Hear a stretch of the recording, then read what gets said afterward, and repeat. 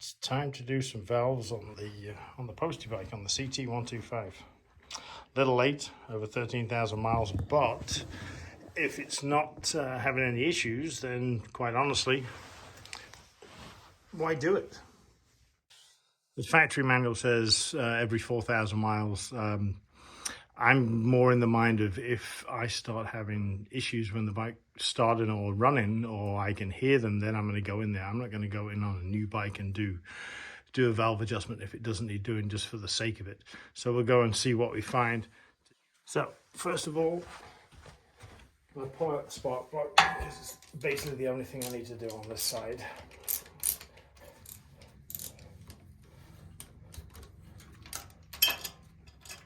Okay. So spark plug out, still looks good. We'll check the gap on this because it looks a little bit wide, but it hasn't been touched since day one, so we'll check that out before we put it back in. Next thing, we need to take out this plug and this plug. So this one we're going to access so we can rotate the motor, and this using now, and this one is where the timing mark is. So those two, we'll run those out of there.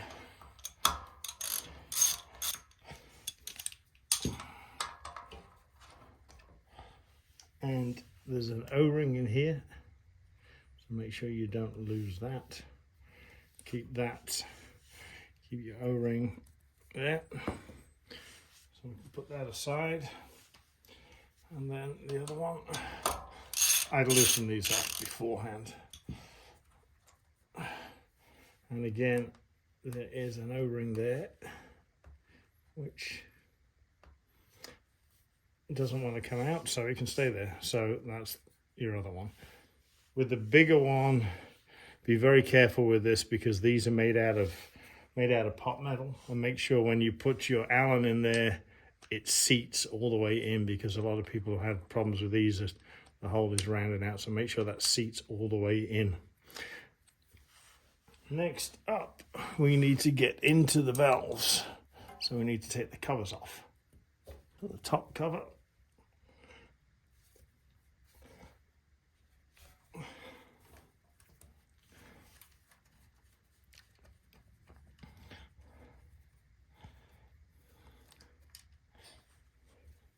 Two bolts, quite simple. There's nothing holding that on, so if it feels like it's stuck a little bit, just give it a little twist with your thumbs. And again, there is a gasket, and that part number is 13-6. So keep your specific bolts with that one. So this is kept separate. On your exhaust, you can get to this without taking off the bash plate.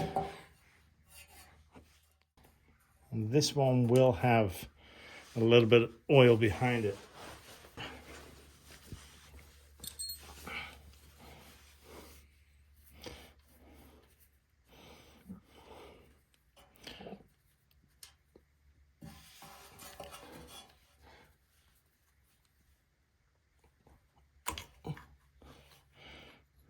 So there is a little bit of oil in this one, as expected.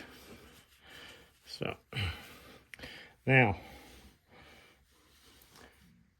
these, as other people have noted, have different, even though they're identical, have different numbers. So 13-6 intake, 13-3 exhaust. Next up, we need to get in here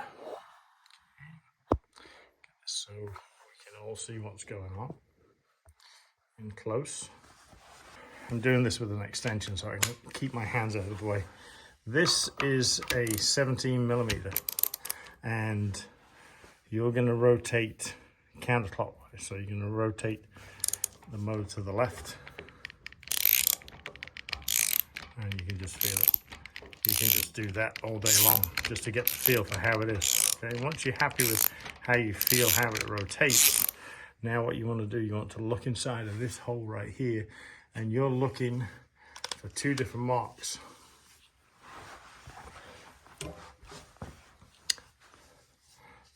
Let's get my trusty light. So we're looking,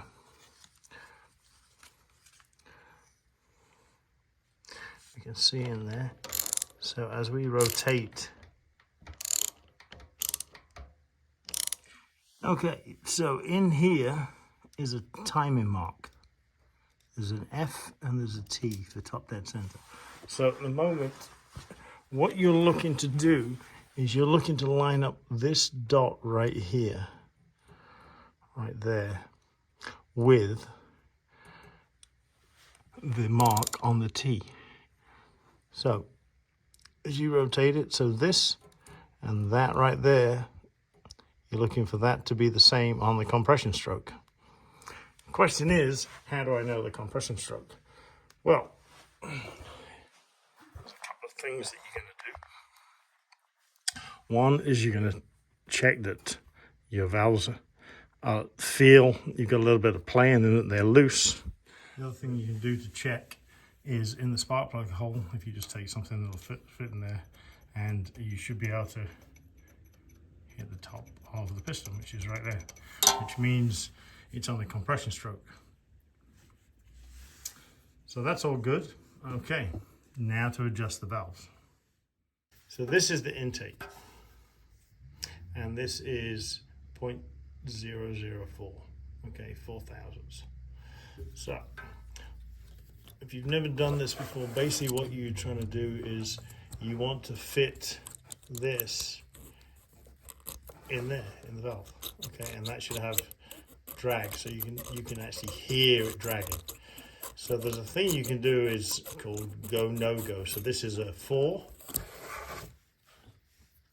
The next step up obviously is a 5. Okay, so 5 thousandths. And if that fits, then I need to make an adjustment, because that means my valves are too loose. That's because that's bigger. This, as you can see, doesn't go in there. So my intake is good. Over 13,000 miles, intake is still in spec. But from here you can see, if I grab a pointer, so this nut, you would undo this, and then that is your adjustment in and out. And you make your adjustment with your feeler gauge in place.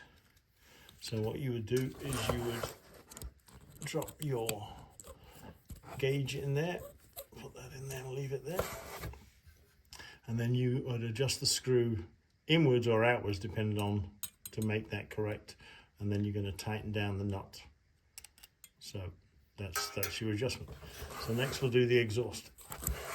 For the exhaust, the stock measurement is 7 thousandths. So I've also got out a 6 and an 8, so I can test no go. So that's what I'm looking for. I want to be at 7 thousandths. So do I have a go or no go on the exhaust? Let's have a look.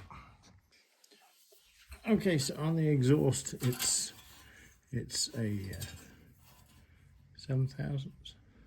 Hopefully you can see that, 7 thousandths. So that is very, very tight. So what we'll do is we'll undo the locking nut, and then you have your center pin, and you go back to your 7 and get that so that fits in, and your center pin is going to go down to it, and you need a little bit of drag. You can get a tool for this, but it's easier to show you as I'm doing it with my hands, because then you can actually see what's happening. So you have a little bit of drag. That's a little bit too much. Still a little bit too much.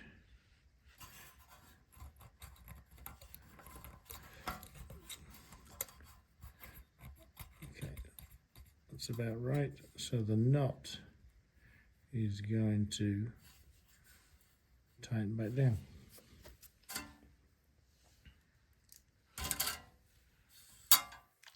This knot snug back down, and you just have a little bit of drag. Okay, so once you know you're good and snug, just tighten it down a little bit more just to be sure, and you can actually hear that little bit of drag, and that's it. So from that point, then just grab your covers, and you are going to put your covers back on.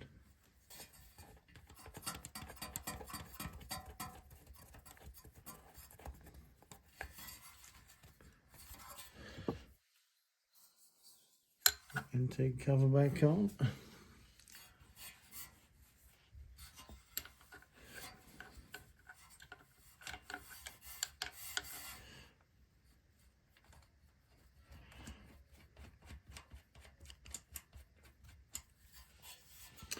And one thing to keep in mind when you're doing this,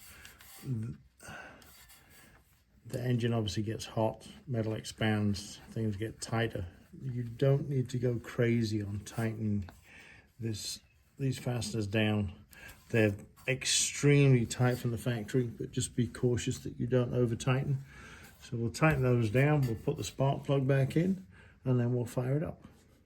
So tighten these back up. You say you don't need a lot. You can check the torque in the service manual, but it's going to be a very small number, hence very small wrench. So the spark plug should be somewhere between 0.8, 0.9, so a combination of these two is right in the middle there, and yeah, that's just about right. So put the spark plug back in.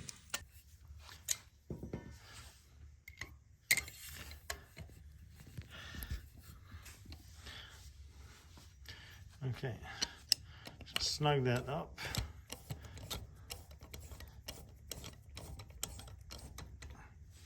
Spark plugs don't need to be overly tight. The cap back on. Make sure it clicks all the way down and in, and that's it. That's it. It's done. So next, fire it up. Did we forget something? If you haven't done it already, remember to put these two plugs back in.